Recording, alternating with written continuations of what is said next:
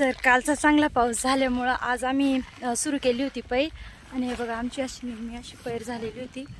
मागे 2 मळ्या आणि हे एक तुकडं पैरत होतो आम्ही. आणि माझ्या हातात बी आहे आणि बाकीच्या वस्तू. तर आज पैरायला माणसं पण लावलेली होती मदतीला, कारण 1-2 जणांचं काम नाही राहत पैरायचं. बरेच पटपट राहिलं तरच उरकतं आणि वापशे पैरून द्यावं लागतं पटकन. त्याच्यामुळं आज आम्ही पैरलं होतं. आणि मी तुम्हाला दाखवते आमच्या मदतीला कोण कोण आलेलं आहे.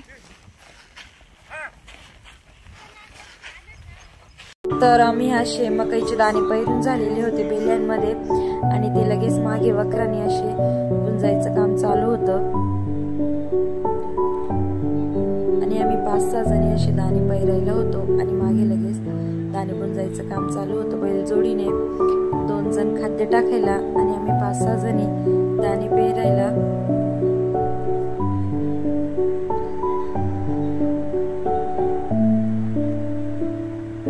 असं आपलं पेरणीचं काम चालू होतं.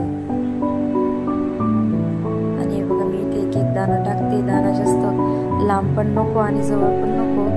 दरवर्षी पेरतो त्याच्यामुळे आता दाण्याची अंतराची सवय झाली. आणि इथे आमचं दुपारचं पैरून झालेलं होतं आणि आम्ही निघालेलो होतो जेवायला.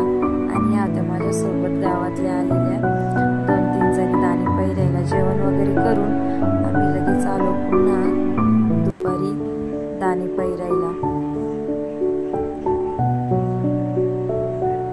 आणि इथे पैरतच होतो. सायंकाळचा वेळ झालेली होती आणि बघा वातावरण कसलं छान झालेलं होतं बाहेरचं. आणि आम्हाला सायंकाळ होऊनच गेलेली होती. पैरता पैरता 5-6 मिनिटं इथे बसलो आणि शेवटचं पैरून झाल्यावर लगेच सुरू झालेला होता इथे पाऊस.